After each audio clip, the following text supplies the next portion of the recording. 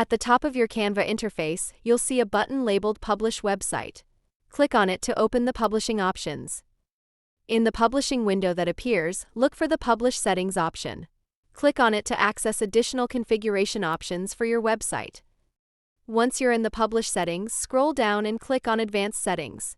Here, you'll find the option to enable password protection. Toggle the password protection option to activate it. Canva will automatically generate a password for your website, but you also have the option to set your own custom password. Once your password is set, click on the Publish Website button. Canva will take a few moments to publish your site online.